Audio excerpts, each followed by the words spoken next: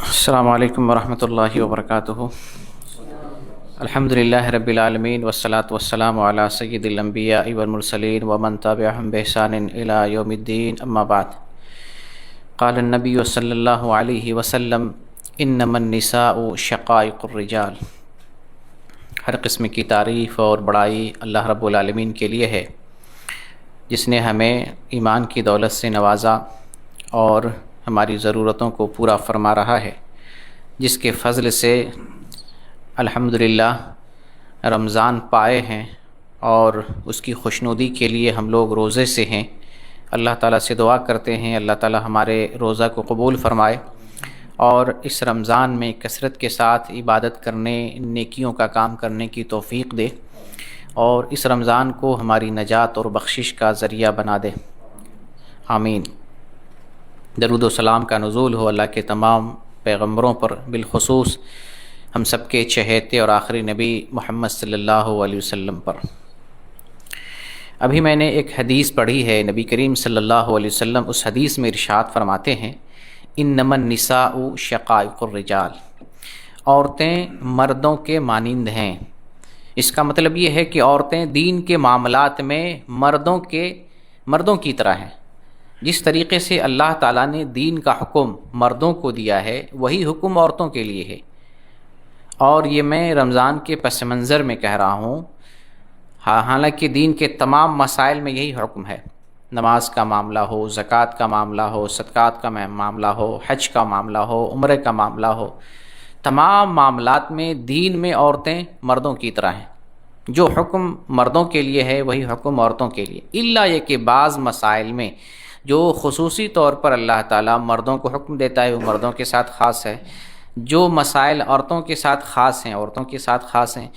بہت سارے مسائل بچوں کے لیے الگ ہیں، بہت سارے مسائل مرد ہیں تو مردوں میں جو ہے جو مجنون ہے اس کے لیے الگ ہے، بیمار ہے اس کے لیے الگ ہے، مسافر ہے اس کے لیے الگ ہے۔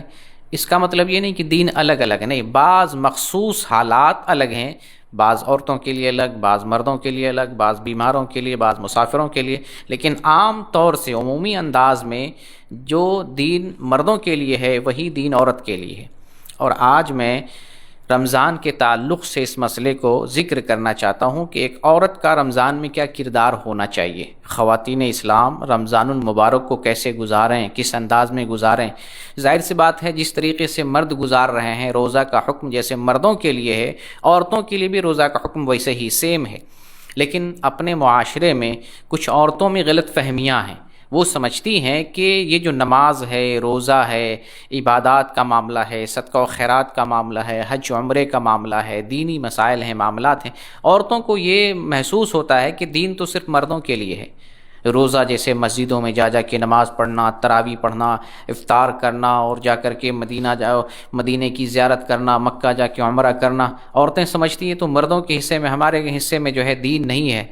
روزہ اصل مردوں کے لیے، ہمارا کام ہے گھر میں رہنا، گھر میں پکانا، افطاری تیار کرنا، سحری تیار کرنا، گھر میں رہنا، باقی اور چیزوں سے ہمیں اتنا سروکار نہیں۔ روزہ خاص طور سے ہم عورتوں کے لیے نہیں ہے، یہ خاص طور سے مردوں کے لیے۔ یہ عورتوں کی غلط فہمی ہے، بعض عورتوں کی، تمام عورتیں نہیں ہیں۔ الحمدللہ وہ عورتیں بھی ہیں جو دیندار ہیں، سمجھدار ہیں، پڑھی لکھی ہیں، وہ سمجھتی ہیں کہ جیسے روزہ مردوں کے لیے ہے ویسے روزہ ہمارے لیے ہے، جیسے مردوں کے اوپر عبادات ہیں ہمارے اوپر بھی عبادات ہیں، جیسے نماز روزہ مردوں کے لیے ہے ویسا نماز روزہ ہمارے لیے بھی، جیسے مرد حضرات رمضان میں کثرت کے ساتھ عبادات کرتے ہیں، ہم عورتوں پر بھی کثرت سے عبادات کرنے کا اہتمام کرنا چاہیے۔ تو کچھ عورتیں ایسی بھی ہیں جو سمجھتی ہیں ان مسائل کو، اور اس طریقے سے سمجھتے ہوئے بعض ایسی عورتیں ہوتی ہیں جو رمضان میں بیمار ہو جاتی ہیں، یا رمضان میں ماہواری آ جاتی ہے یا بچہ پیدا ہو جاتا ہے، تو دیندار عورت جو عبادت کرنا چاہتی ہے رمضان میں وہ پریشان ہو جاتی ہے، وہ مایوس ہو جاتی ہے، وہ یہ سمجھتی ہے کہ دیکھو اب کتنا دن میرا نقصان ہو جائے گا، روزہ چھوٹ جائے گا، نماز نہیں پڑھ پائیں گے، تلاوت نہیں کر پائیں گے، ہمارے حصے میں تو بہت ساری نیکیاں نہیں آ پائیں گی۔ ایسی عورتیں مایوس ہو جاتی ہیں۔ تو ان تمام عورتوں کو سامنے رکھتے ہوئے میں یہ بیان دینا چاہتا ہوں، انشاءاللہ اس کو سننے کے بعد ان عورتوں کو بھی انشاءاللہ تسلی ہو جائے گی۔ کسی کے لیے یہ دین جو ہے الحمدللہ پریشانی کا باعث نہیں ہے، نہ ہی جو ہے مایوسی کا باعث ہے۔ ہر کسی کے لیے اس دین میں رحمت ہے، خیر ہے، بھلائی ہے۔ اللہ نے جو کچھ جس ہمارے اوپر نازل کیا ہے اس میں تمام لوگوں کے لیے یکساں بھلائی ہے، مردوں کے لیے ہے، عورتوں کے لیے بھلائی ہے، کسی کے لیے اس میں محرومی نہیں اور کسی کے لیے مایوسی نہیں اس دین کے اندر۔ انشاءاللہ خواتین کے تعلق سے رمضان کے جو احکام اور مسائل ہیں آپ کے سامنے رکھوں گا۔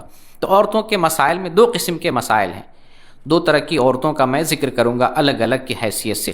ایک قسم کی وہ عورتیں ہیں جو رمضان میں صحت مند ہیں، مقیم ہیں، صحت مند ہیں، کوئی عذر نہیں، کوئی بیماری نہیں، کوئی خون نہیں، کوئی ماہواری نہیں، کوئی نفاس کا معاملہ نہیں، ایسی عورتوں کے تعلق سے پہلے میں حکم جاری بیان کروں گا۔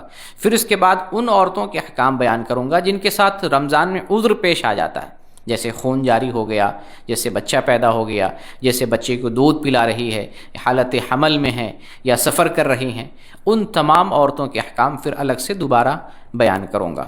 پہلے میں آپ کے سامنے وہ مسائل بیان کرتا ہوں جو ان عورتوں سے متعلق ہیں جو صحت مند ہیں، کسی طرح کا کوئی عذر نہیں، کوئی پریشانی نہیں، کوئی بیماری نہیں، ان عورتوں کے احکام جو ہے آپ کے سامنے بیان کروں گا۔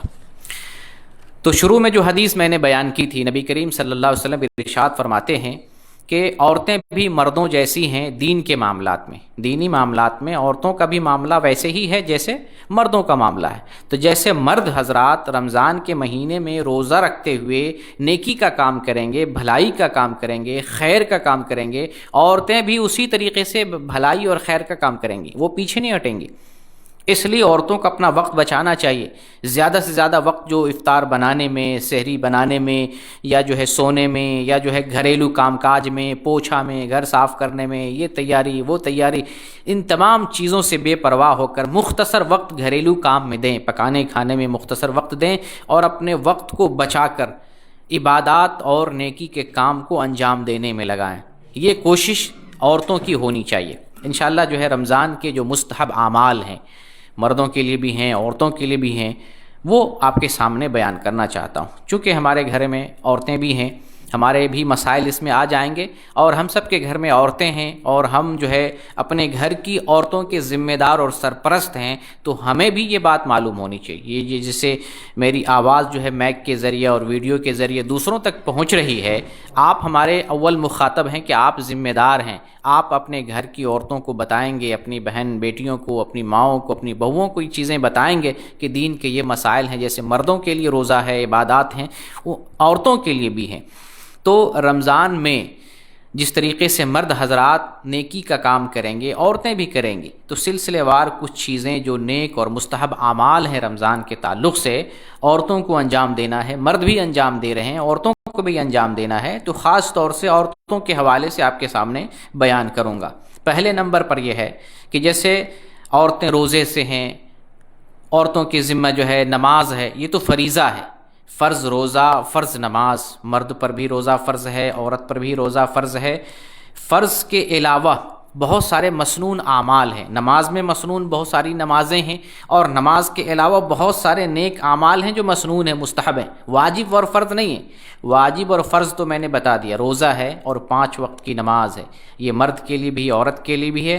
ان دو فرائض کے علاوہ بہت ساری نمازیں، نفلی نمازیں ہیں، سنت نماز ہیں، تو وہ جو ہے عورتیں ادا کریں، جیسے مسنون نمازیں ہیں، فرض سے پہلے ہے یا فرض کے بعد ہے، یا فرض کے علاوہ جو ہے اور دوسرے اوقات میں ہے، جب وضو کرتے ہیں تو 2 رکعت جو ہے وضو کی سنت پڑھ لیں، اور اسی طریقے سے اشراق یا چاشت کی 2 رکعت کم از کم نماز پڑھ لیں، یا اسی طریقے سے جو ہے بعض جو ہے سنت جو تاکیدی سنت نہیں، سنن رواتب کے علاوہ بعض نفلی نماز ہے، جیسے ظہر کے سے پہلے 4 ہے تو ظہر کے بعد بھی 4 ہے، یا عصر سے پہلے جو ہے 4 رکعت ہے، یا اسی طریقے سے اذان اور اقامت کے درمیان 2 رکعت پڑھنا ہے، تو یہ عورتیں بھی پڑھ سکتی ہیں۔ اور مسجد میں اگر پڑھ رہی ہیں تو مسجد میں، گھر میں وہ پڑھ رہی ہیں نماز تو گھر میں. تو فرض نماز کے علاوہ بہت ساری نمازیں مسنون نمازیں ہیں، ان نمازوں کو، اور پھر اس کے علاوہ بھی اگر جس وقت موقع مل رہا ہے نفلی، عام نفلی نماز دو دو کر کے رات میں دن میں جتنا پڑھنا چاہیں وہ پڑھ سکتی ہیں.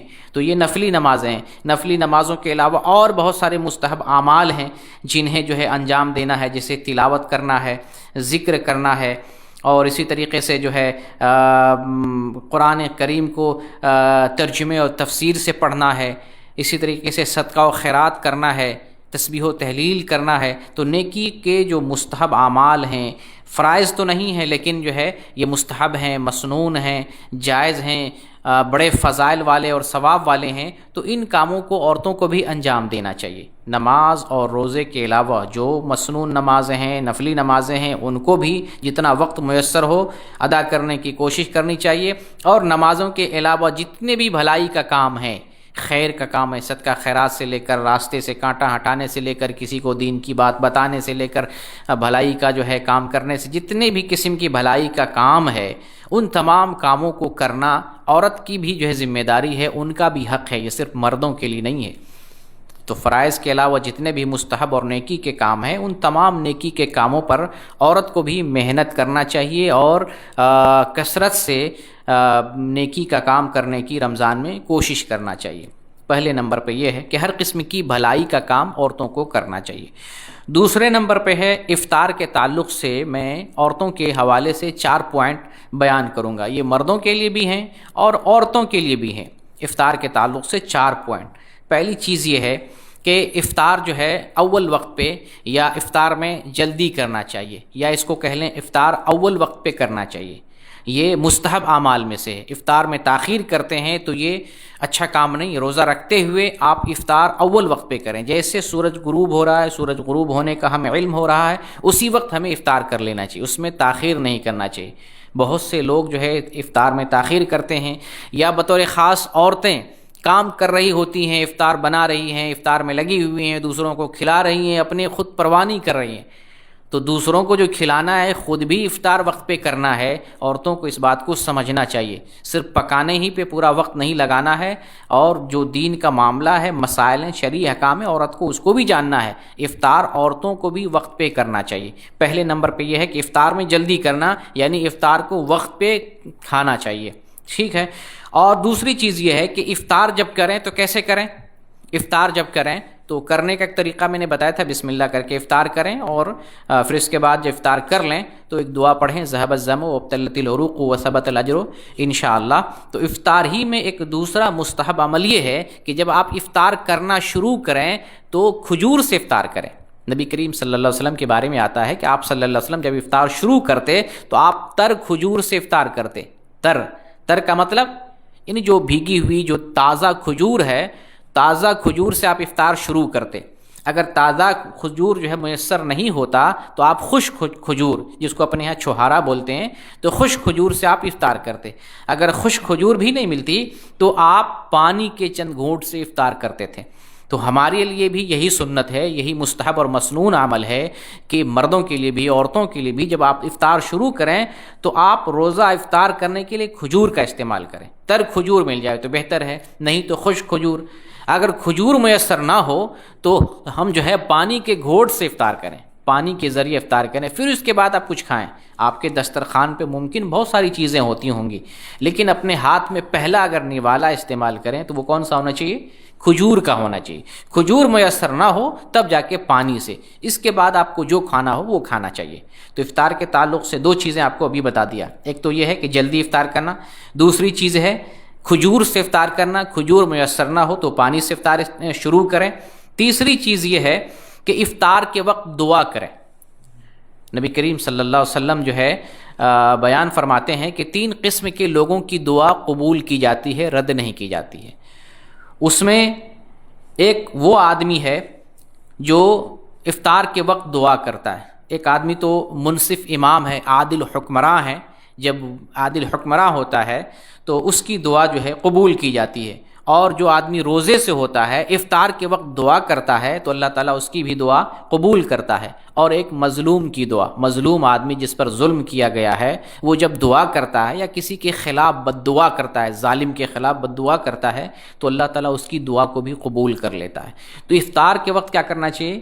بطور خاص دعا کا اہتمام کرنا چاہیے. ہم لوگ کہتے ہیں کہ اللہ تعالیٰ ہماری دعائیں قبول نہیں کر رہا ہے، تو ہم افضل اوقات میں دعا کا اہتمام نہیں کرتے ہیں، بہت ساری چیزوں کا اہتمام نہیں کرتے، حرام حلال کی پرواہ نہیں کرتے ہیں، اللہ نے جو ہمارے اوپر فرائض عائد کیے ہیں ان فریضوں کو انجام نہیں دیتے ہیں، اللہ تعالیٰ نے جو ہمارے اوپر حقوق اور واجبات رکھے ہیں ہم ان واجبات کو ادا نہیں کرتے ہیں، اس وجہ سے ہماری دعائیں قبول نہیں ہوتی ہیں. ایک اس میں دوسری وجہ یہ بھی ہے کہ جو دعا کے افضل اوقات ہیں ان اوقات کا ہم اہتمام نہیں کرتے ہیں. جو افضل اوقات ہیں ان اوقات میں ہمیں دعا کا اہتمام کرنا چاہیے. تو افضل اوقات میں سے ایک وقت کون سا ہے؟ افطار کا وقت. افطار کے وقت جو آپ کی خاص ضرورت ہے، پوری نہیں ہو رہی ہے، اللہ سے مانگنا چاہتے ہیں، لینا چاہتے ہیں، افطار کے وقت اللہ تعالیٰ سے وہ دعا کریں جو آپ کی شدید ضرورت ہے. بار بار دعا کریں، 1 دن 2 دن 3 دن بار بار دعا کریں، افضل اوقات میں دعا کریں، اللہ تعالیٰ آپ کی دعا کو قبول کر سکتا ہے. تو یہ ایک مسنون اعمال میں سے ایک افطاری کی تیسری چیز میں نے بتائی آپ کو کہ افطار کے وقت دعا کا اہتمام کریں. افطار سے جڑی ہوئی چوتھی چیز یہ ہے کہ دوسروں کو افطار کھلائیں. تو یہ صرف مردوں ہی کے حق میں نہیں ہے، یہ میں عورتوں کی بات کر رہا ہوں. افطار کھلانا یہ مردوں کا بھی کام ہے اور افطار جو ہے کھلانا یہ عورتوں کا بھی کام ہے. اللہ تعالیٰ نے عورت کو مال دیا ہے، جیسے عورت کوئی نوکری کرتی ہے، جائز پیشہ اختیار کر دی ہے، اس کے پاس مال ہے، بینک بیلنس ہے، زمین جائیداد ہے، پیسے ہیں، اپنے پیسے سے روزہ افطار کروا سکتی ہے تو الحمدللہ عورتوں کو اپنے پیسے سے افطار کروانا چاہیے. اللہ تعالیٰ نے اگر مال دیا ہے، افطار کروا سکتی ہیں تو افطار جو ہے کروانا چاہیے. یہ کام مردوں کے لیے بھی ہے اور یہ کام عورتوں کے لیے بھی ہے.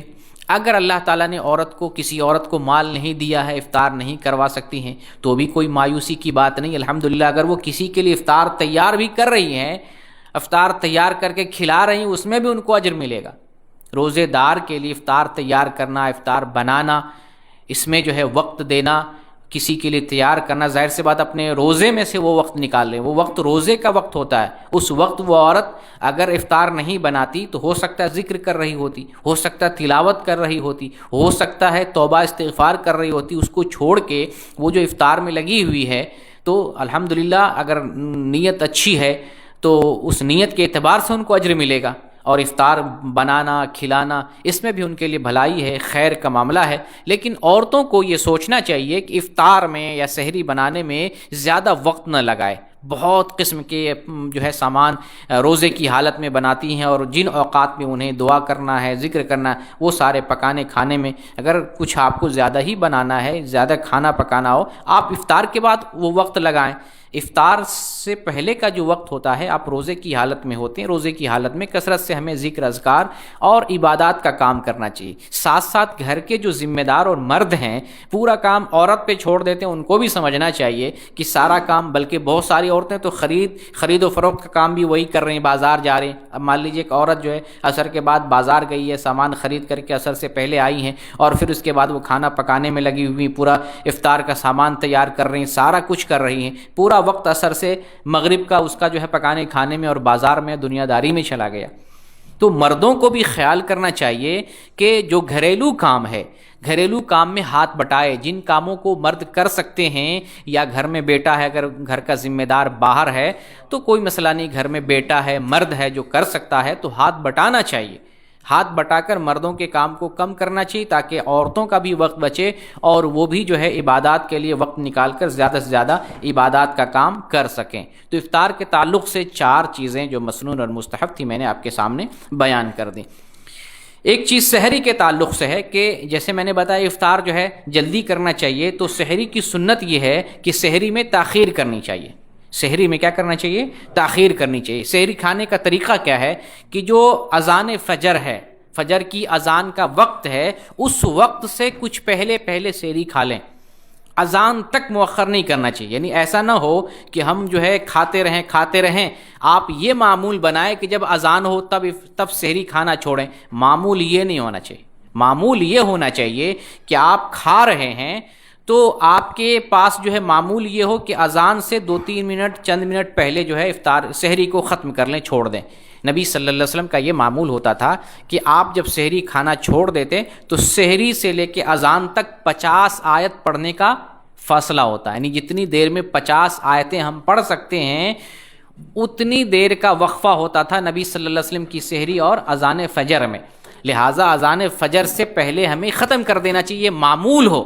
لیکن اگر کوئی شخص کبھی کھاتے ہوئے اس اذان ہونے لگے تو وہ اپنی ضرورت پوری کر سکتا ہے، کھاتے ہوئے اذان ہونے لگے ضرورت پوری کر سکتا ہے، پلیٹ میں کچھ ہے، ہاتھ میں کچھ ہے، گلاس میں کچھ ہے، کھا پی سکتا ہے۔ یہ معمول نہیں ہونا چاہیے، یہ معمول یہ ہو کہ اذان فجر سے پہلے سحری کا معاملہ ختم کر لینا چاہیے۔ تو سحری تاخیر سے کھانا چاہیے، اور یہ معاملہ چونکہ عورتوں کے تعلق سے بیان کر رہا ہوں تو عورتوں کی ذمہ داری ہے کہ پکانے میں بھی آپ اتنا وقت دیں جتنے وقت میں جو ہے آپ کا خسارہ نہ ہو، عبادات کا خسارہ نہ ہو۔ اگر عورتیں اٹھ جاتی ہیں رات میں تو الحمدللہ اس کے لیے پلس پوائنٹ یہ ہے کہ مرد لوگ عام طور سے سوئے ہوتے ہیں، عورتیں جو ہے بہت پہلے جاگ جاتی ہیں تو وہ جاگ کر کچھ دیر عبادت کر سکتی ہیں، وہ تہجد کی نماز اور قیام اللیل ادا کر سکتی ہیں۔ یا اگر کھانا چڑھا ہوا ہے، سحری کا کھانا تیار کر رہی ہیں، کھانا چڑھا ہوا ہے، اس وقت کو بچا کر 2 4 6 جتنی رکعتیں قیام اللیل کے طور پہ پڑھنا چاہیں پڑھ سکتی ہیں۔ ایسی صورت میں عورتوں کو کرنا کیا چاہیے کہ جب عشاء کے بعد تراویح کی نماز وہ پڑھتی ہیں تو وتر چھوڑ دینا چاہیے، وتر رات کی آخری نماز وتر چھوڑ دے، اور جب وہ سحری بنا رہی ہوتی ہے تو سحری بھی بنائے، اور اس کے بعد جو ہے نماز پڑھنے کا موقع ملتا ہے تو نماز بھی پڑھ لیں۔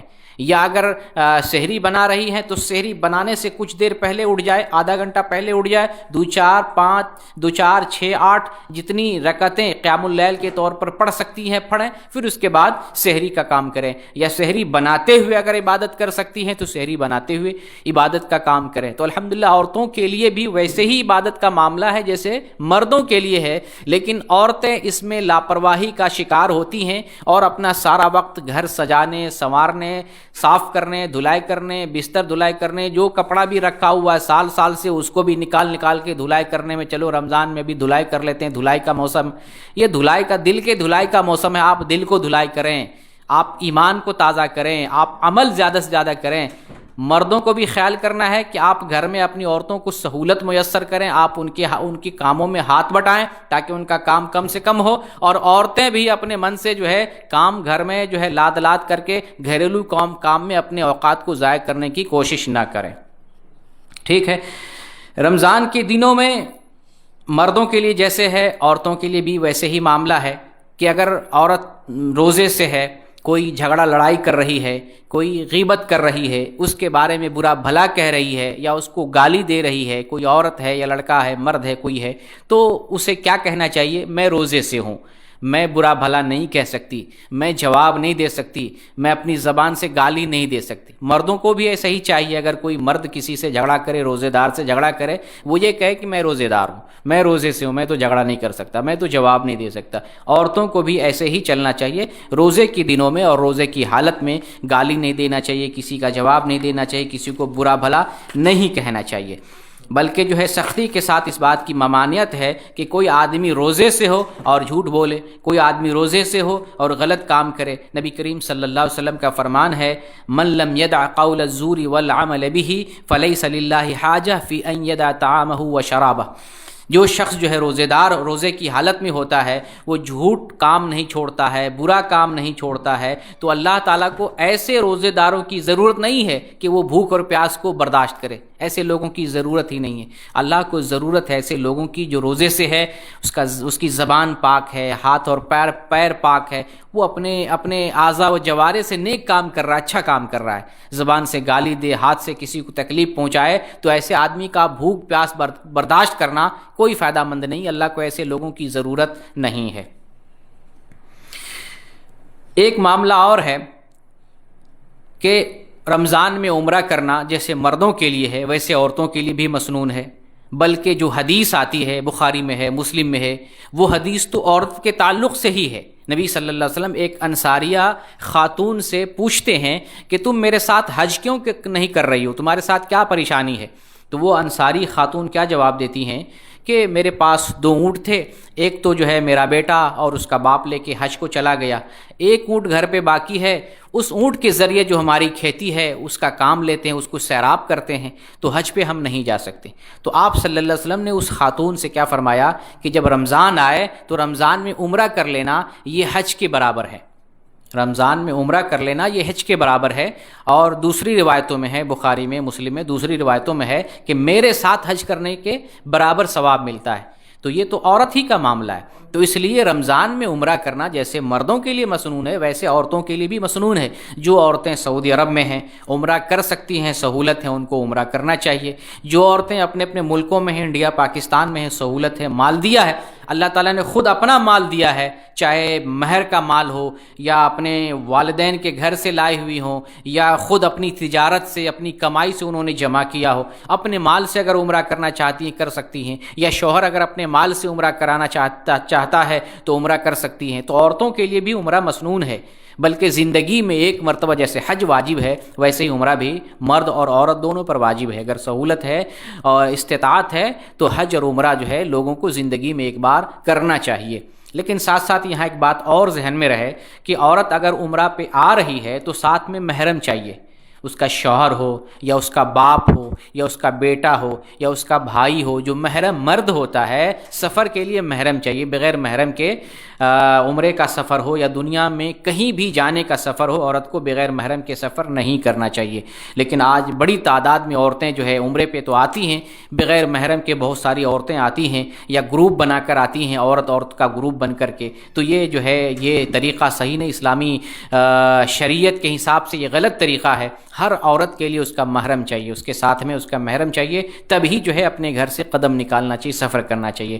دوسری چیز یہ ہے کہ بہت سارے لوگ جو ہے رمضان میں ادھر ادھر سفر کرتے ہیں۔ رمضان ہے، کہیں آپ ٹک کر کے عبادت کریں، عورت ہو مرد ہو ایک جگہ رہیں، جم کر وہاں عبادت کریں۔ اگر آپ سفر کرتے ہیں، بلا وجہ سفر کرتے ہیں، آپ کا وقت ضائع ہوتا ہے، آپ کا جو سفر میں ہوتے ہیں، تو ظاہر سی بات بندگی آپ اس طریقے سے عبادت نہیں کر سکتے ہیں جیسے آپ حالت اقامت میں رہتے ہیں۔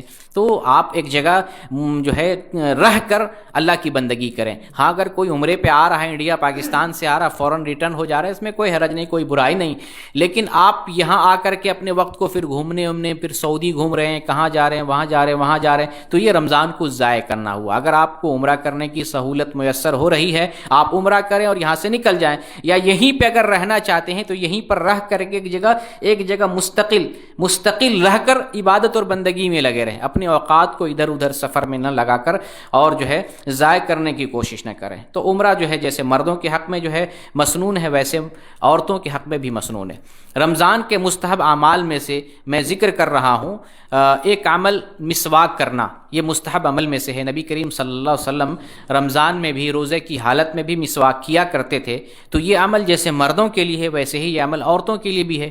بہت کم عورت ملے گی آپ کو جو مسواک کرتی ہوگی، بلکہ پتہ نہیں عورتوں کو معلوم ہے کہ نہیں مسواک کرنا چاہیے، الحمدللہ پڑھی لکھی بھی خاتون ہیں، لیکن جنرلی معلوم نہیں۔ وہ سمجھتی ہیں کہ جیسے روزہ رمضان یہ سب مردوں کے لیے ہے، یہ مسواک بھی لگتا ہے مردوں ہی کے لیے، نہیں، یہ عورتوں کے لیے بھی، عورت بھی مسواک کرے گی، مسواک کرنا مستحب ہے۔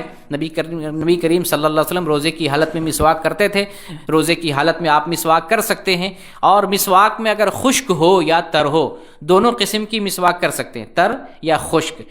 اگر تر مسواک ہے ظاہر سی بات اس میں کچھ ذائقہ آتا ہے، تو اس میں روزے پر کوئی اثر نہیں پڑے گا، اس کے اندر اگر کوئی ذائقہ آتا ہے اس میں کوئی فرق نہیں پڑے گا روزے پر۔ شرط یہ ہے کہ جس مسواک کا جو ریشہ ہے یا اس کے اندر جو کچھ مواد آتا ہے اس کو باہر پھینک دیں، تھوک ہو، ریشہ ہو، یا مسواک سے جو کچھ چیز نکل رہی ہے اس کو آپ زمین پہ پھینک دیں، اس کو نگلیں نہیں۔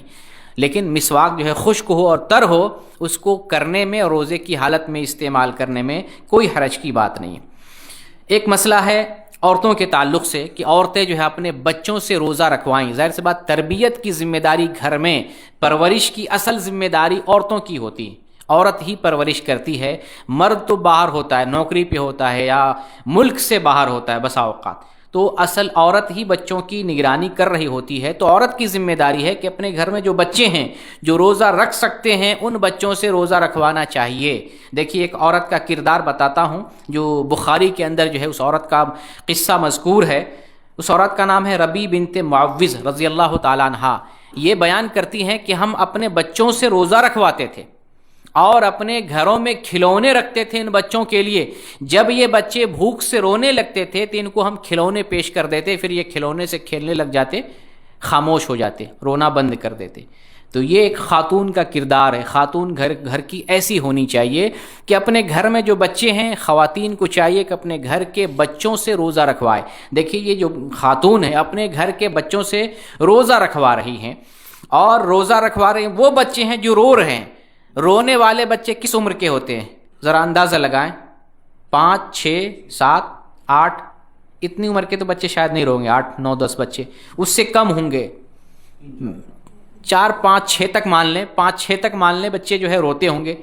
تو اتنے چھوٹے بچوں سے گھر میں روزہ رکھوایا جا رہا ہے, اور یہ عہد رسالت کی بات ہے, عہد رسول کی بات ہے. نبی صلی اللہ علیہ وسلم باحیات تھے, اس زمانے میں خواتین اپنے بچوں سے ایسے روزہ رکھواتی تھیں. ابھی ہمارے گھر میں بچے بڑے بڑے ہوتے ہیں اور روزہ نہیں رکھواتے ہیں. عورتیں بھی کہتی ہیں کہ بچہ ابھی چھوٹا ہے, ابھی جو بھوک پیاسا رہے گا تو دبلا پتلا ہو جائے گا, یہ بیمار ہو جائے گا, یہ پروگریس نہیں کرے گا, یہ جو ہے ابھی موٹا نہیں ہو پائے گا, ابھی جو ہے اس کی ہائٹ نہیں بڑھے گی. ہم پتہ نہیں دنیاوی اعتبار سے کیا کیا سوچتے ہیں. ہمیں دین کے بارے میں دیکھنا ہے, دین اسلام نے کیا حکم دیا ہے. تو عورتوں کو چاہیے اور مرد کو بھی چاہیے کہ اپنے گھر میں جو بچے ہیں ان بچوں سے روزہ رکھوائیں. جو بچے روزہ رکھ سکتے ہیں, میں عمر کی قید نہیں لگا رہا ہوں, جو بچے روزہ رکھ سکتے ہیں. اب جیسے حدیث کے اندر آیا ہے نماز کے سلسلے میں, 7 سال پہ بچوں کو نماز کا حکم کرو, 10 سال پہ بچوں کو نماز چھوڑنے پہ مارو. تو کم از کم 10 سال کا تو فترہ لے سکتے ہیں نا. اگر بچہ 10 سال کا ہو گیا ہے تو نماز پہ مارنا ہے, تو ایسے بچوں سے تو روزہ بھی رکھوانا چاہیے نا. اگر بچہ 10 سال کا ہو گیا, 10 سال سے پہلے کا بھی بچہ ہے, 8 سال کا ہے, 7 سال کا, 6 سال کا, روزہ رکھ سکتا ہے تو رکھوانا چاہیے. اور اگر نہیں رکھ سکتا ہے تو بچوں پر فرض نہیں ہے, نہیں رکھوانا چاہیے. اگر نہیں رکھ سکتا, روزہ رکھوا کے دکھائیں, ٹرائی کر کے دکھوائیں رکھ سکتا ہے تو چھوٹے بچوں سے روزہ رکھوانا چاہیے. اسپیشلی یہ عورتوں کا کردار ہے کہ اپنے گھر کے بچوں کو روزہ رکھوائیں.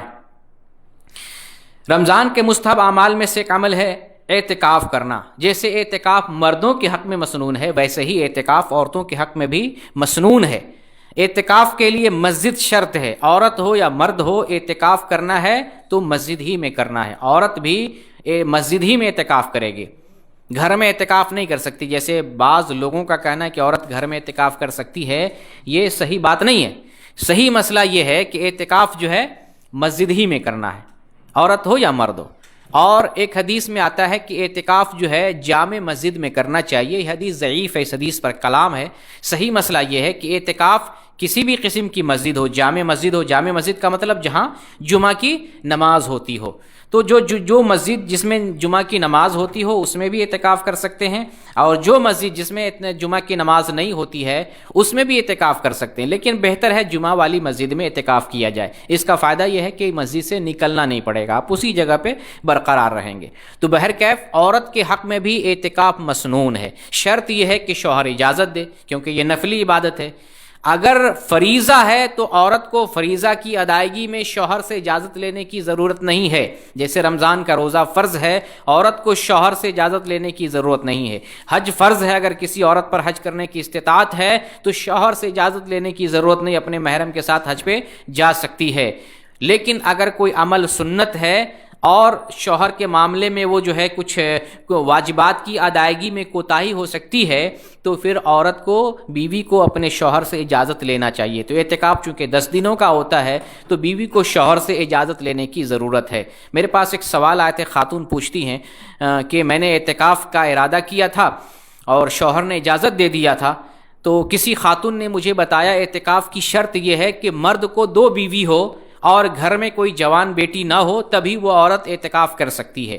تو یہ مسئلہ صحیح نہیں ہے, ایسا فتویٰ درست نہیں ہے. ایسی اسلام کے اندر جو ہے شرط نہیں لگائی گئی ہے کہ مرد کو 2 بیوی ہو تبھی جو ہے اس کی بیوی اعتکاف کر سکتی ہے, یا اس کے گھر میں جوان بیٹی ہو تو وہ اعتکاف نہیں کر سکتی ہے. ایسی کوئی حدیث اور ایسی کوئی دلیل نہیں ہے. شوہر سے اجازت مل رہی ہے. اور دوسری چیز یہ ہے کہ مسجد میں عورت کے لیے سیپریٹ انتظام ہو, مناسب اور سیپریٹ انتظام ہو, جس سے اس کی عزت کی حفاظت ہو, کسی قسم کا کوئی فتنے کا اندیشہ نہ ہو. یہ 2 چیزیں پائی جائیں تو عورت مسجد میں جا کر اعتکاف کر سکتی ہیں.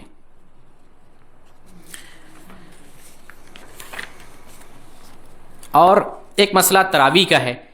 مستحب رمضان کے مستحب اعمال میں سے ایک عمل جو ہے تراویح ہے. جیسے مرد لوگ تراویح پڑھیں گے ویسے عورتوں کے لیے بھی تراویح کی نماز ہے. عورت بھی، اور میں پہلے بھی بتایا تھا کہ مسجدوں میں عورتوں کے لیے خاص انتظام کرنا چاہیے. عورتوں کا انتظام یعنی عورتوں کے لیے مخصوص جگہ بنائی جائے جہاں عورت نماز پڑھ سکے، تراویح کی نماز پڑھ سکے، جمعے کی نماز پڑھ سکے. اسی طریقے سے اعتکاف کر سکے. عورتوں کے لیے مخصوص جگہ کا اہتمام ہونا چاہیے. تو عورت کے لیے اگر مسجد میں مخصوص انتظام ہے تو عورت تراویح مسجد میں جا کے پڑھے، زیادہ بہتر ہے، کیونکہ جماعت بڑی ہوتی ہے تو زیادہ اجر ملتا ہے. بلکہ اکیلے نماز پڑھنے سے اور جماعت کے نماز پڑھنے سے 27 گنا کا فرق ہوتا ہے. جماعت سے پڑھتے ہیں تو 27 گنا زیادہ اجر اور ثواب ملتا ہے. لیکن اگر مسجد میں اہتمام اور انتظام نہیں ہے تو عورت اپنے گھر میں یا اپنے گھر کی تمام عورتوں کو جمع کر لے، یا محلے کی عورتیں ایک جگہ جمع ہو جائیں، ایک گھر میں اہتمام کر لے اور ایک جو ہے آگے بڑھ کر تراویح کی نماز پڑھائیں. عورتوں کا امام جو ہوگا تو بیچ میں، عورتوں کے بیچ میں کھڑی ہوگی، آگے نہیں بڑھے گی، صف ہی میں بیچ میں کھڑی ہوگی، آگے پیچھے بھی نہیں کھڑی ہوگی، درمیان صف میں کھڑی ہوگی اور عورتوں کی تراویح کی وہ نماز پڑھائے گی. تو عورتیں بھی جماعت بنا کر تراویح کی نماز پڑھ سکتی ہیں، یا چاہیں تو اکیلے بھی پڑھ سکتی ہیں. لیکن بہرکیف تراویح کی نماز مسنون ہے. عورتوں کے حق میں بھی جماعت سے پڑھے یا اکیلے پڑھے، گھر میں پڑھے یا مسجد میں پڑھے، عورتوں کے لیے بھی تراویح کی نماز مسنون ہے. اگر کسی عورت کو زیادہ قرآن نہیں یاد ہے یا کئی ساری عورتیں جمع ہو گئیں، ان میں کوئی زیادہ حافظ قرآن نہیں ہے، زیادہ جو ہے قرآن یاد نہیں ہے، تو کوئی عورت جو قرآن دیکھ کر اچھے سے پڑھ لیتی ہے وہ عورت آگے بڑھ کر یا امام بن کر جو ہے قرآن دیکھ کر کے بھی تراویح کی نماز پڑھ سکتی ہے. حضرت عائشہ رضی اللہ تعالی عنہا کا ایک غلام تھا جو قرآن دیکھ کر تراویح کی نماز پڑھایا کرتا تھا. تو اس طریقے سے کوئی عورت اگر چاہے تو قرآن دیکھ کر، یا مردوں میں سے بھی جس کو قرآن یاد نہیں اور اکیلے پڑھنا مجبوری ہے تو قرآن دیکھ کر بھی تراویح کی نماز پڑھ سکتا ہے. بہتر نہیں، افضل یہ ہے کہ زبانی جو یاد ہے آپ وہی پڑھیں، یا جہاں پر جماعت سے نماز ہو رہی وہاں جا کر شامل ہو کر وہاں نماز پڑھیں. لیکن مجبوری میں دیکھ کر بھی قرآن میں، تراویح کی نماز میں قرآن دیکھ کر بھی پڑھ سکتے ہیں. ایک اگلا جو ہے کام ہے جو مردوں کے حق میں بھی ہے، عورتوں کے بھی حق میں ہے، وہ شب قدر میں محنت کرنا. عورتوں کے لیے بھی محنت کرنا ہے، مردوں کے لیے بھی محنت کرنا ہے. شب قدر میں جاگنا اور کثرت سے بندگی کرنا، عبادت کرنا، اللہ کی رضا والا کام کرنا، یہ عورتوں کے لیے بھی ہے. چونکہ میں عورتوں کے لیے اسپیشلی احکام بیان کر رہا ہوں تو عورتوں کے لیے بھی یہ حکم ہے کہ عورت بھی جاگے، محنت کرے. دیکھیے آپ کو میں بتا دوں، نبی کریم صلی اللہ علیہ وسلم کے بارے میں عائشہ رضی اللہ تعالیٰ عنہ بیان کرتی ہیں کہ جب آخری عشرہ آتا نبی کریم صلی اللہ علیہ وسلم کیا کرتے؟ شد میزرہ واحیا لیلہ وایقظ اہلہ، آپ کمر کس لیتے اور رات جاگتے، شب بیداری کرتے اور گھر والوں کو جگاتے. تو نبی کریم صلی اللہ علیہ وسلم کے گھر والوں میں کون لوگ تھے؟ مرد تھے یا عورتیں تھیں؟ ساری کی ساری عورتیں تھیں. بیویاں عورتیں ہیں، اور پھر جو ہے بیٹیاں عورتیں ہیں. نرینہ اولاد تو نبی صلی اللہ علیہ وسلم کی جو تھیں جو ہے بچپن میں وفات پا گئیں. تو گھر میں عورتیں ہی عورتیں تھیں. تو آپ اپنے اہل کو جگاتے، گویا اپنی بیویوں کو اور اپنے گھر کی عورتوں کو جگاتے. تو جو عورتیں ہیں، عورتوں کو بھی آخری عشرے میں محنت کرنا چاہیے، شب قدر پانے کی کوشش کرنی چاہیے. اور آخری عشرے کا جو وقت ہے کافی امپورٹنٹ اور بہت اہمیت کا حامل ہے. اس میں جا کر جیسے مردوں کو بندگی کرنی ہے، عبادت کرنی ہے، عورتوں کو بھی اسی طریقے سے بندگی کرنی چاہیے اور عبادت کا کام کرنا چاہیے. اب آپ کے سامنے یہ تو میں حکم بیان کر رہا تھا، وہ جو عورت صحت مند ہے، رمضان میں کوئی بیماری نہیں، کوئی عذر نہیں، صحت مند ہے، ان کے میں احکام بیان کر رہا تھا. اب میں ان عورتوں کے احکام بیان کر رہا ہوں جو رمضان میں یا تو بیمار ہو جاتی ہیں، یا کوئی عذر آ جاتا ہے، یا خون جاری ہو جاتا ہے، نفاس کا خون ہو، حیض کا خون ہو، استحاضہ کا خون ہو، یا پیٹ میں بچہ ہو، یا جو ہے بچے کو دودھ پلا رہی ہو، یا جو ہے سفر پہ نکل گئی ہو. ان ساری عورتوں کے میں احکام میں بیان کر رہا ہوں. پہلے 2-3 باتیں سمجھ لیں، مرد کو بھی سمجھنا ہے، عورتوں کو بھی سمجھنا ہے. پہلی بات یہ ہے کہ اللہ رب العالمین کے یہاں بیمار اور صحت مند میں کوئی فرق نہیں. اللہ کا بندہ وہ بھی ہے، بیمار ہے، صحت مند ہے، تندرست ہے، کالا ہے، گورا ہے، بڑا ہے، چھوٹا ہے، امیر ہے، غریب. اللہ ان بندوں میں کوئی فرق نہیں کرتا، اللہ سب کو ایک نظر سے دیکھتا ہے. دوسری بات یہ ہے کہ اگر کوئی شخص رمضان میں بیمار ہو جاتا ہے تو اسے مایوس ہونے کی ضرورت نہیں ہے. اللہ نے اس کے ساتھ کوئی بھلائی کا معاملہ کیا ہوگا اس لیے بیمار ہے. اس لیے ہو سکتا ہے عورت کو بچہ پیدا ہوا، ہو سکتا ہے عورت کے ساتھ یا مرد کے ساتھ اس طرح کا معاملہ آیا ہو. اللہ نے جو فیصلہ کیا آپ کے ساتھ وہ بہتر فیصلہ آپ کے حق میں، اس لیے اس پر صبر کرنا چاہیے اور کسی قسم کی مایوسی کا شکار نہیں ہونا چاہیے. اللہ نے جو تقدیر میں لکھا تھا وہ ہوا، اس پر آپ صبر کریں. تیسری بات یہ ہے کہ اگر کوئی شخص صحت مندی میں جو عبادت کرتا تھا اگر بیمار ہو جاتا ہے اور وہ عبادت نہیں کر پاتا ہے تو وہ عبادت اللہ تعالیٰ بغیر کیے اس کا اجر لکھتا ہے، بغیر کیے. جیسے کوئی آدمی رمضان سے پہلے جو ہے روزہ رکھتا تھا، نماز پڑھتا تھا، زکوٰۃ دیتا تھا، صدقہ و خیرات کرتا تھا، نیکی کا جو کام کرتا تھا. حدیث میں آیا ہے، نبی صلی اللہ علیہ وسلم فرماتے ہیں کہ جو آدمی صحت مندی میں کوئی کام کرتا تھا، اگر وہ بیمار ہو جاتا ہے اور کام نہیں کر، وہ عبادت اور کام نہیں کر پاتا ہے تو اللہ تعالیٰ وہ ثواب اسے بنا کیے لکھتا ہے. تو ہمیں پریشان ہونے کی کیا ضرورت ہے، ہمیں مایوس ہونے کی کیا ضرورت ہے.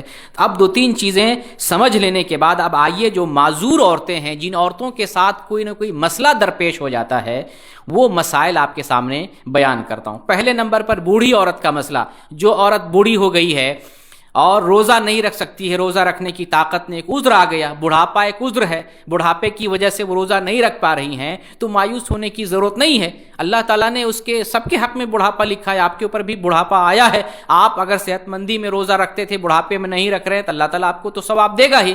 ساتھ ساتھ یہ حکم ہے کہ بڑھاپے کی وجہ سے اگر کوئی روزہ نہ رکھ پائے تو ہر روزے کے بدلے ایک مسکین کو صدقہ دے، فدیہ دے. کیا کتنا دینا ہے؟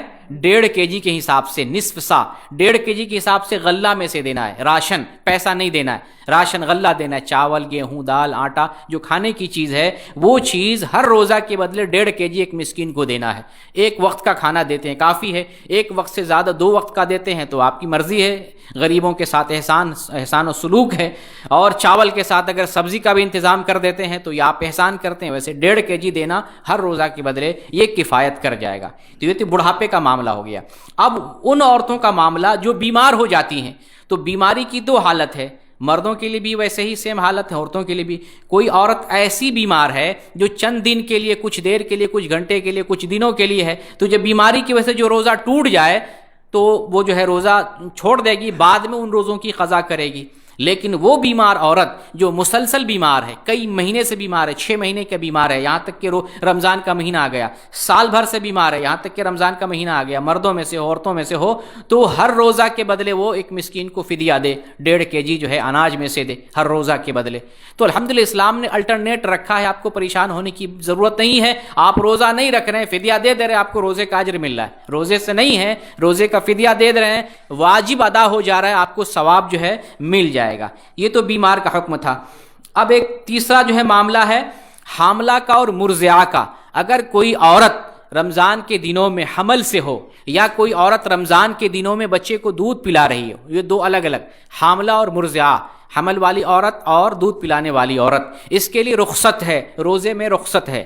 اگر روزہ رکھنے سے حمل میں کوئی ایفیکٹ پڑتا ہے، کوئی دقت پریشانی آتی ہے، یا عورت کو روزہ رکھنے سے دودھ پلانے میں یا دودھ پلاتے ہوئے بچے کو یا خود کو کوئی پرابلم ہوتا ہے، یا روزہ رکھنے کی وجہ سے دودھ نہیں اترتا ہے، بچے کے لیے کوئی مشکل ہے، روزہ چھوڑ سکتی ہے.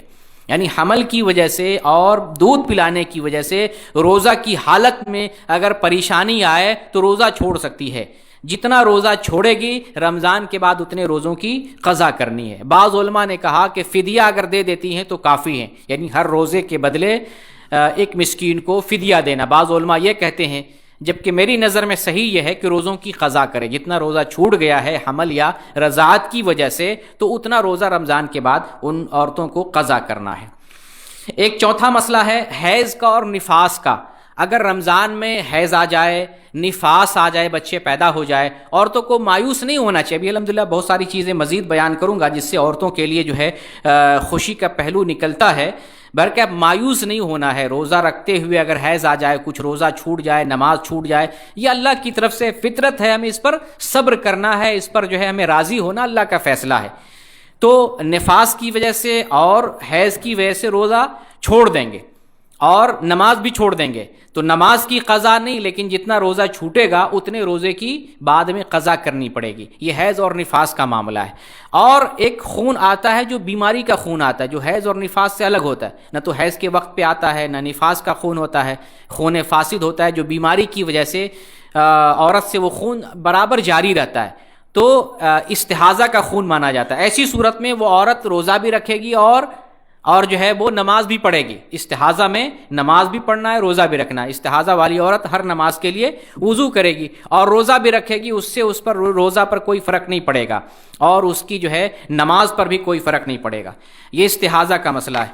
ابھی آتے ہیں ایک مسئلہ ہے میں یہاں بیان کر دوں کہ وہ عورتیں جو حیض کی حالت میں ہوتی ہیں یا نفاس کی حالت میں ہوتی ہیں بہت بے چین ہوتی ہیں، خاص طور سے اگر عید کے موقع سے یا آخری عشرے میں جو ہے اگر کسی عورت کو حیض آ جائے تو بہت پریشان ہوتی ہیں، اب تو میرا شب قدر چلا گیا، نماز چلی گئی، عبادت چلی گئی، ذکر و اذکار چلا گیا اور جو ہے روزہ چلا گیا، بہت پریشان ہوتی۔ میں ان عورتوں کے سامنے جو ہے کچھ چیزیں رکھنا چاہتا ہوں، آپ کو پریشان ہونے کی ضرورت نہیں ہے۔ وہ عورتیں جو حیض کی حالت میں ہیں، یہ نفاس کی حالت میں ہیں، یہ اللہ کی طرف سے اللہ تعالیٰ نے آپ کے اوپر جو ہے مسلط کیا ہے، اس پر صبر کریں، اللہ نے آپ کے حق میں جو بہتر سمجھا وہ آپ کے لیے جو ہے جاری کیا ہے، آپ کو اس میں پریشان ہونے کی ضرورت نہیں۔ ساتھ ساتھ آپ کو یہ بتاؤں کہ حیض اور نفاس میں روزہ اور نماز جو ہے منع ہے، روزہ اور نماز منع ہے، باقی جتنی بھی عبادتیں ساری عبادتیں آپ انجام دے سکتی ہیں، انجام دیں گی، آپ کو بیٹھے نہیں رہنا، ایسا نہیں کہ حیض میں آ گئیں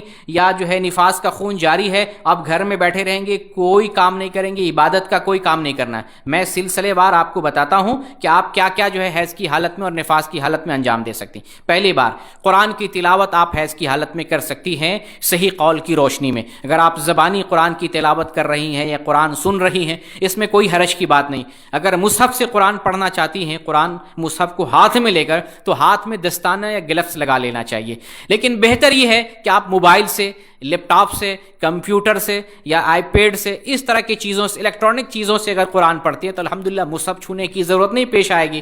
الیکٹرانک چیزوں سے اگر پڑھیں تو بہتر ہے، جب آپ پاک ہو جائیں گی تو آپ مصحف لے کے ہاتھ میں قرآن پڑھیں۔ بہرکہ اب زبانی پڑھنے میں کوئی مسئلہ نہیں، قرآن یہ ذکر ہے، ایک عورت جیسے ذکر کرتی ہے، تسبیح پڑھتی ہے، ویسے ہی قرآن کی تلاوت یہ ذکر ہے، قرآن کی تلاوت بھی کر سکتی ہے۔ بعض علماء نے کہا کہ حیض کی حالت میں تلاوت نہیں کر سکتی ہے، لیکن ایسی کوئی ٹھوس اور صحیح دلیل نہیں ہے، اس وجہ سے حیض والی عورت بھی، نفاس والی عورت بھی اس حالت میں قرآن کی تلاوت کر سکتی ہے، اور زبانی کر رہی کوئی مسئلہ نہیں، اگر قرآن کو ہاتھ میں لے رہی ہے دستانہ لگا لے، اور بہتر یہ ہے کہ ایک الیکٹرانک چیز سے اگر آپ دیکھ کر پڑھ رہی ہیں تو یہ زیادہ بہتر ہے، پہلی چیز۔ دوسری چیز یہ ہے کہ ہر قسم کا آپ ذکر کر سکتی ہیں اس حالت میں، ماہواری کی حالت میں، نفاس کی حالت میں، ہر قسم کا ذکر کر سکتی ہیں، کسی بھی قسم کا، جیسے صبح کا ذکر ہے، شام کا ذکر ہے، سونے کا ذکر ہے، اٹھنے کا ذکر ہے، اور جو ہے حمام میں جانے، نکلنے، کھانے پینے، اور جو ہے اس طرح کے جو اذکار ہیں، تمام اذکار حیض اور نفاس کی حالت میں عورت جو ہے انجام دے سکتی، اس میں کوئی حرج کی بات نہیں۔ یہ دوسری چیز۔ تیسری چیز یہ ہے کہ آپ دعا کا اہتمام کریں، دعا بھی تو عبادت ہے نا، تو اگر آپ کو جو ہے ماہواری آنے لگی یا نفاس کا خون جاری ہو گیا، بچہ پیدا ہوا ہے، تو آپ ایسا نہیں کہ دعا نہیں کریں گے، آپ دعائیں کریں۔ الحمدللہ اللہ تعالیٰ نے آپ کو موقع دیا ہے اور رمضان کے دن سے گزر رہی ہیں، بہتر ایام ہے، آپ دعا کریں، دعا کا اہتمام کریں، اللہ تعالیٰ سے مانگیں، جو ضرورت ہے، جو حاجت ہے اللہ تعالیٰ کے سامنے بیان کریں۔ روزہ بھی عبادت ہے اور عظیم عبادت میں سے ہے، تو یہ عبادت آپ جو ہے ناپاکی کی حالت میں بھی انجام دے سکتی ہیں۔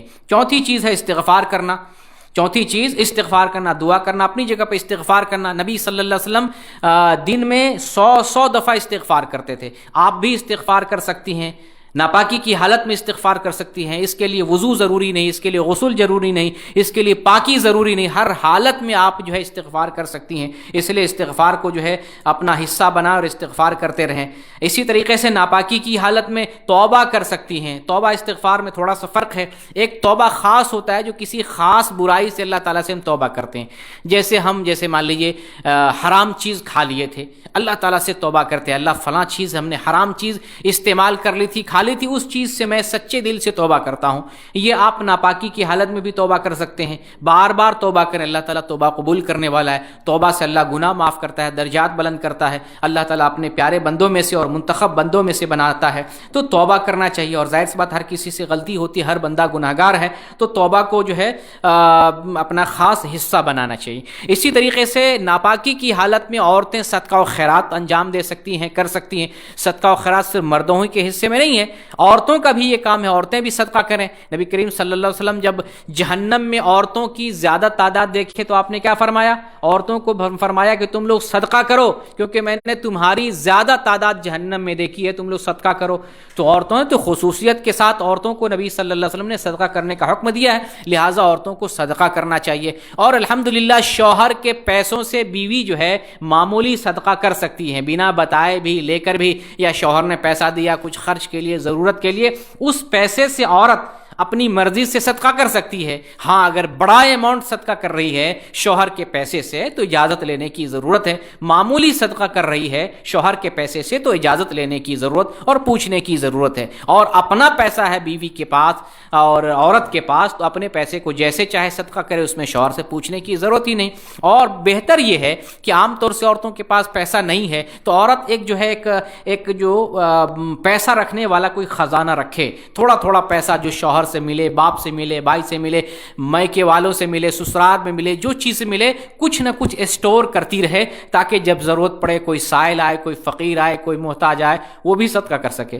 جب رمضان آئے وہ بھی صدقہ کر سکے. یا جب اپنے زیورات کی زکوٰۃ دینی ہو تو اس پیسے سے اپنے زیورات کی زکوٰۃ دے سکے, شوہر کا محتاج نہ ہو. تو عورتوں کو کے پاس ایسا ایک خزانہ ہونا چاہیے جو سال بھر اس میں پیسہ جمع کرے اور اس پیسے سے اپنی مرضی کے مطابق صدقہ و خیرات کرے. اس میں شوہر سے پوچھنے کی ضرورت نہیں کیونکہ وہ اس کا اپنا نجی پیسہ ہے. تو عورتوں کو خصوصیت کے ساتھ جو ہے صدقہ کرنا چاہیے. عورتوں کو افطار کرانا چاہیے. اگر اللہ تعالیٰ نے پیسہ دیا ہے افطار کرانا چاہیے, یا شوہر سے پیسہ مانگ کر کچھ پیسہ دیجئے, میں اپنے طرف سے جو ہے افطار کرانا چاہتی ہوں, تو شوہر سے مانگ کر, گھر والوں سے مانگ کر, اپنے والدین سے مانگ کر, یا اپنے پاس پیسہ ہو تو افطار کرا سکتی ہیں. اگر پیسہ نہیں ہے, گھر میں افطار تیار کر رہی ہیں تو الحمدللہ اس کے ذریعے بھی اس کو جو ہے ثواب ملے گا. اسی طریقے سے ناپاکی کی حالت میں درس کا اہتمام کرنا, کوئی عورت حیض سے ہے, نفاس سے ہے, درس میں جا رہی ہیں یا درس کر رہی ہیں, دینی کام کر رہی ہیں, دعوت کا کام کر رہے, اس میں کوئی حرج کی بات نہیں. تو یہ ساری چیزیں جو ہے حیض کی حالت میں ایک عورت انجام دے سکتی ہے اور نفاس کی حالت میں انجام دے سکتی ہے. انہیں اس حالت میں بیٹھ کے نہیں رہنا چاہیے, چاہے آخری عشرہ رمضان کا کیوں نہ ہو. جو چیزیں کرنے والی ہیں, نماز اور روزہ کو چھوڑ کے جتنی قسم کی عبادتیں ہیں, عورتوں کو رمضان کا آخری عشرہ ہو یا رمضان کا کوئی بھی دن اور کوئی لمحہ ہو, اس وقت ان اعمال کو انجام دینا چاہیے. ان چیزوں سے ہٹ کر جو عورتوں کے تعلق سے مزید ایک دو چیزیں بیان کرنا چاہتا ہوں. وہ عورت جو سفر پہ نکل گئی, مسافر عورت کا حکم وہی مردوں جیسا ہے. سفر میں اگر مشقت نہیں ہے تو روزہ رکھ سکتی ہے رمضان کا روزہ, اور اگر مشقت ہے تو رمضان کا روزہ چھوڑ دے. جو روزہ چھوڑ دیتی ہے تو بعد میں وہ روزہ جو ہے اس کی قضا کرنی پڑے گی. یہ سفر کا حکم ہے. ایک وہ عورت ہے جو روزہ رکھ رہی لیکن نماز نہیں پڑھ رہی ہے, اس کا کوئی فائدہ نہیں. یہی مردوں کے لیے بھی ہے. وہ مرد جو روزہ تو رکھ رہا ہے لیکن نماز نہیں پڑھ رہا ہے, اس کا کوئی فائدہ نہیں. نماز تو عظیم عبادت ہے. کلمہ پڑھنے کے بعد جو دوسرا رکن اسلام کا ہے وہ تو نماز ہی ہے.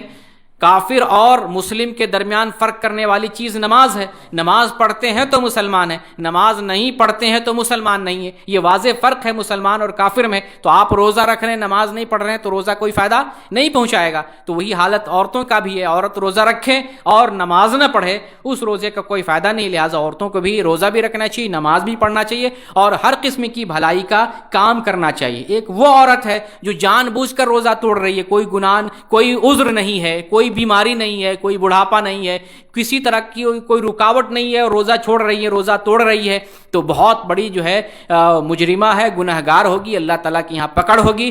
بلا عذر کسی کو بھی, مرد ہو یا عورت ہو, بلا عذر کسی کو روزہ نہیں چھوڑنا چاہیے, نہیں توڑنا چاہیے. اللہ کی طرف سے یہ فریضہ ہے جو سال میں ایک مرتبہ آتا ہے. جس کو طاقت ہے اور جو مقیم ہے اور جس کے اوپر اللہ تعالیٰ نے روزہ فرض کیا, مکلف ہے, اسے بغیر عذر کے, بغیر کسی رکاوٹ کے روزہ نہیں چھوڑنا چاہیے. ایک مسئلہ بچی کا مسئلہ میں پہلے بھی بیان کیا تھا, آج بھی پھر بھی بیان کر دیتا ہوں کہ بچی کے اوپر روزہ فرض نہیں ہے. جو چھوٹی لڑکی ہے اس کے اوپر روزہ فرض نہیں ہے یہاں تک کہ وہ بالغ ہو جائے. ویسے ہی مسئلہ بچوں کے اوپر, لڑکوں کے اوپر ہے کہ لڑکے جو بالغ نہیں ہوئے ہیں ان لڑکوں پر روزہ فرض نہیں ہے. جب بالغ ہو جائے تو روزہ فرض ہے. لڑکیوں پر بھی جب تک بالغ نہ ہو جائے روزہ فرض نہیں ہے. لیکن تربیت کے طور پر وہ لڑکیاں جو چھوٹی بچیاں ہیں یا چھوٹے لڑکے ہیں, تربیت کے طور پر جو روزہ رکھ سکتے ہیں, ماں باپ کو اور خاص طور سے گھر کی عورتوں کو چاہیے اپنے گھر کے بچوں سے جو روزہ رکھ سکتے ہیں ان سے روزہ رکھوائیں. تو یہ عورتوں کے تعلق سے جو احکام اور مسائل تھے میں نے آپ کے سامنے بیان کر دیے. اللہ رب العالمین سے دعا کرتے ہیں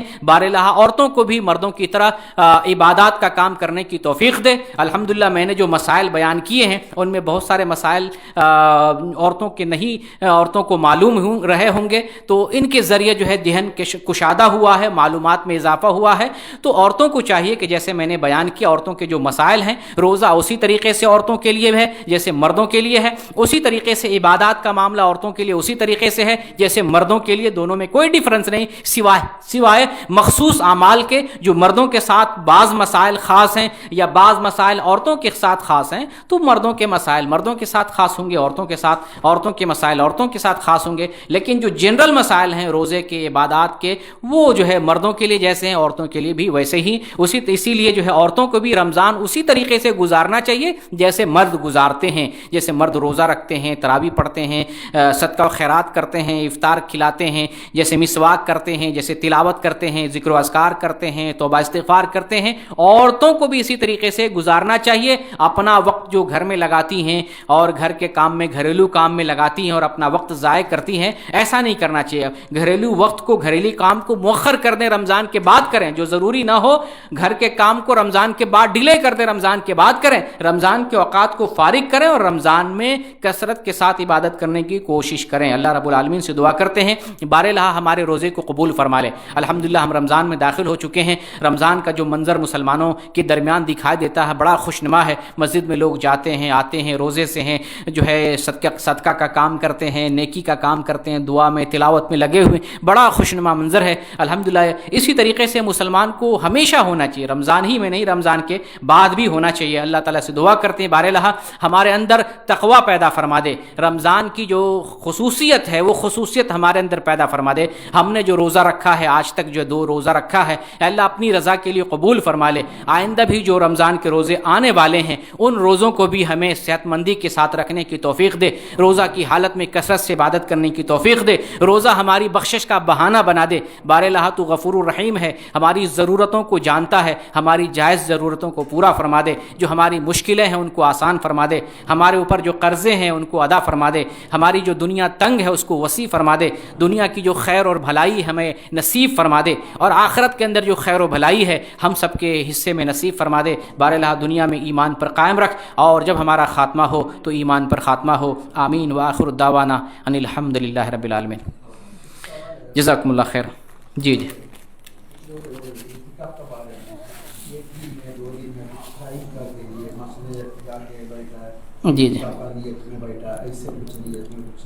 اگر کسی نے جو ہے نظر مانی ہے اعتکاف کی, 1 دن کی, 1 گھنٹے کی, 2 دن کی, تو وہ اتنے دیر کے اعتکاف کر سکتا ہے, نظر ہے وہ. لیکن اگر کوئی مسنون اعتکاف رمضان کا کرنا چاہتا ہے تو آخری عشرے میں 10 دنوں کا ہے. اور اگر کوئی نظر مان لیتا ہے کہ ہم 1 گھنٹے کا یا 1 دن کا یا 2 دن کا اعتکاف کریں گے تو نظر پوری کرنی, یہ نظر ہے, یہ عبادت ہے, نظر ہے. نظر پورا کرنا واجب ہے جب مان لیتے ہیں تو وہ پورا کرنا چاہیے اسی شکل میں. لیکن نظر کو مستحب عمل نہیں قرار دیا گیا. نہیں, ایک نظر وہ ہے جو ہم کسی چیز سے معلق کرتے ہیں. کس چیز سے؟ کہ فلاں چیز ہو جائے گی تو ہم یہ کریں گے, وہ مستحب نہیں, کیونکہ جو ہونا ہوتا ہے وہی ہوگا. لیکن جنرلی نظر مانتے ہیں کہ میں جو ہے 10 رکعت عبادت کروں گا, یہ نیت کرتے ہیں, یہ نظر مانتے ہیں, تو یہ تو مستحب ہے, اس میں کوئی حرج نہیں. تو اس میں کوئی اپنا خود غرضی نہ ہو. نہیں, ہاں وہ دنیاوی چیز نہ ہو, یعنی معلق کہ فلاں ہوگا تو ہوگا, وہ والی چیز نہ. لیکن نیکی کے لیے صرف نظر مانتے ہیں جنرلی, تو اس میں کوئی حرج نہیں. جی جی جی جو بچے جو ہے کالج اسکول جا رہے ہیں تو دیکھیے ہم کرنے سے ہوتا ہے. ہم کالج انتظامیہ سے, ذمہ داروں سے اگر بات کریں گے تو جیسے ہم پہاڑ کو کاٹ کے راستہ بناتے ہیں نا, تو کالج میں بھی ہم مسجد بنا سکتے ہیں. جب ہر کالج میں مندر ہے, مورتی ہے, دیکھے ہوں گے آپ, جو بھی ہندو کا کالج ہے اور وہاں کہیں نہ کہیں مورتی رکھا ہوگا, ضرور رکھا ہوگا, تو ہم نماز پڑھنے کے لیے جو ہے کیوں نہیں کر سکتے ہیں. تو یہ کوشش کرنے پہ, اگر ہم کوشش کریں گے انتظامیہ سے تو ایک روم ہمیں الاٹ کر دے گا جس میں نماز پڑھ سکتے ہیں. اگر وہاں نہیں الاٹ ہے تو کہیں پر بھی جا کر کے, اگر کوئی جگہ بھی نہیں میسر ہو تو بیٹھے بھی پڑھ سکتا ہے. یا اگر جو ہے کم از کم 2 نمازوں کو جمع کرنے کا موقع مل سکے تو جمع سوری کر سکتے ہیں. جمع سوری کو سمجھ لیں, جمع سوری کہتے ہیں جیسے ظہر کی نماز پڑھنی ہے وہ وقت میں, اول وقت میں نہ پڑھ کے لاسٹ وقت میں پڑھیں, اور عصر کی نماز کو اول وقت میں پڑھیں. 2 نمازیں اکٹھی ہو گئی, ظہر کو آخر میں اور عصر کو پہلے وقت میں. تو ایک طرح سے مسافر کی طرح ہو گیا، تو جمع سوری کہتے ہیں، اس طریقے سے پڑھ لے، یا کوشش بھر کے نماز تو معاف نہیں ہے تو گنجائش پیدا کرنے کی کوشش کرے. جب جنگ کے میدان میں نماز معاف نہیں ہے، سر پہ دشمن سوار ہے، ہتھیار ہے، جان کا خطرہ ہے، تو یہ تو کالج ہے، تو ہمیں کوشش کرنا ہے. کوشش کرنے سے جو روم الاٹ ہو سکتا ہے، بکنگ ہو سکتی ہے، یا جو ہے کالج سے نکل کر کے چھٹی ہی کم از کم دے دے، باہر نکل کر کے کوئی روم ہو، کوئی گیسٹ روم ہو جہاں پر جو ہے وہاں جا کے عبادت کر سکے، یا کوئی نزدیک میں کوئی مسجد ہو، کوئی مدرسہ ہو، کوئی گھر ہو، وہاں جا کے عبادت کر سکے. کم از کم راہ نکالنی ہے نماز پڑھنے کے لیے جس طریقے سے ہو. جی نہیں تو پھر ایسی پڑھائی چھوڑ دے، ایسی نوکری چھوڑ دے، ایسی پڑھائی چھوڑ دے، ایسی زندگی چھوڑ دے، ایسا ادارہ چھوڑ دے. اگر نماز نہیں ہے کوئی فائدہ نہیں، ایسی پڑھائی کا کوئی فائدہ نہیں. اسی لیے ہم جو ہے کہتے ہیں مدرسہ میں پڑھو تو نماز بھی 5 وقت پڑھو گے، کالج میں پڑھو گے تو نماز پڑھنے کا بھی مسئلہ ہے. پڑھنا برا نہیں، کالج میں پڑھنا برا نہیں، لیکن آپ دین کو مینج کرتے ہوئے چلیں، دین کو ساتھ لے کے چلیں. ایسا نہیں کالج کے ہو گئے تو نماز چھٹی، کچھ نہیں، ایسا نہیں ہونا چاہیے. جی اور یہ جو سوال ہمارا کمپٹیشن کو ہو رہا ہے، آپ لوگ سمجھ رہے ہیں نا وہ سوال کیسے ہیں؟